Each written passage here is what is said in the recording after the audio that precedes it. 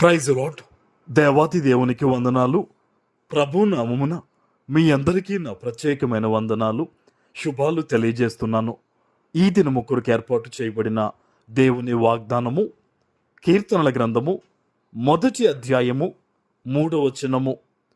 అతడు నీటి కాలువల యోరను నాటబడినదై ఆకువాడక తన కాలమందు ఫలమిచ్చు చెట్టువలే ఉండును. అతడు చేయునదంతయు సఫలమగును. దేవుని నామానికి మహిమ కలుగునుగాక. ఈ ఉదయకాల సమయంలో సర్వ సృష్టికర్త అయిన నీ తండ్రి నిన్ను ఆశీర్వదించి గొప్ప వాగ్దానాన్ని నీకు అందిస్తూ ఉన్నారు. హల్లెలూయా. దేవుడు అంటూ ఉన్నారు, అతడు నీటి కాలువ యోరన నాటబడిన చెట్టు వలె ఉంటాడట. కానీ ఈరోజు కొంతమంది జీవితాలు చూసినప్పుడు ఎండిన స్థితి, అది అనేక రకాలుగా ఎండిన స్థితిలోకి వెళ్ళిపోయి ఫలము లేని పరిస్థితుల్లో చాలామంది ఉన్నారు. వారందరినీ ఉద్దేశించి దేవుడు మాట్లాడుతున్నారు. ఏం చెయ్యాలి అంటే, దుష్టుల ఆలోచన చొప్పున మీరు నడవద్దు, పాపుల మార్గాన మీరు నిలవద్దు, అపహాస్యులు కూర్చున్న చోట మీరు కూర్చోవద్దు, దేవుని ధర్మశాస్త్రమందు మీరు ఆనందించండి అనే మాటను దేవుడు ఈరోజు అందరికీ తెలియజేస్తున్నారు. దేవుడు ఎప్పుడూ కూడా ఒక నిబంధన ప్రకారము ఆశీర్వాదం ఇస్తాడు.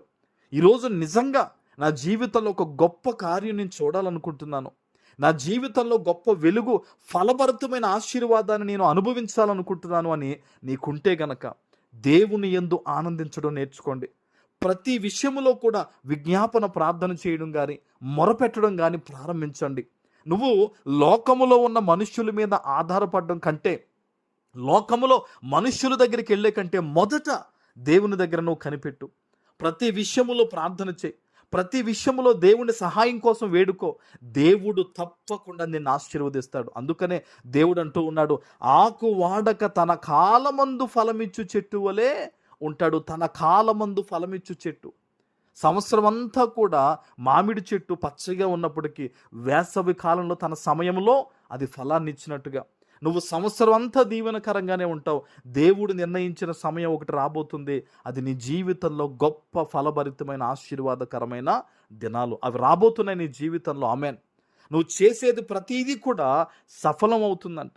నువ్వు చిన్న వ్యాపారం చేస్తూ ఉన్నా, ఉద్యోగం చేస్తూ ఉన్నా, ఒక ఆలోచన చేస్తూ ఉన్న ప్రతి దాన్ని కూడా దేవుడు స్థిరపరిచి సఫలపరిచే విధంగా కార్యము చేస్తానని ఈరోజు దేవుడి వాగ్దానం ఇస్తున్నాడు.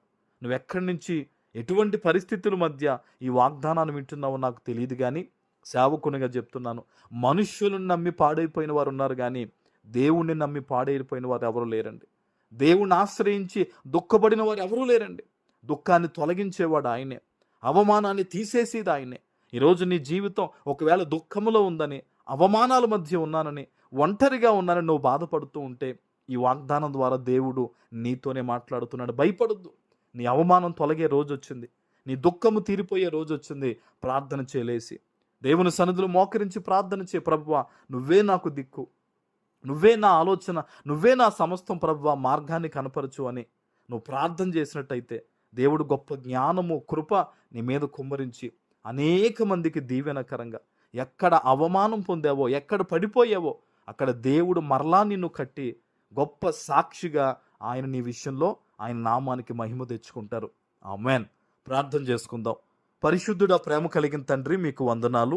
ఈ ఉదయకాల సమయంలో మీరిచ్చిన ఈ గొప్ప వాగ్దానము ప్రతి బిడ్డ జీవితంలో నెరవేర్చి స్థిరపరచమని యేసు నామమున ప్రార్థిస్తున్నాను తండ్రి. ఆమేన్.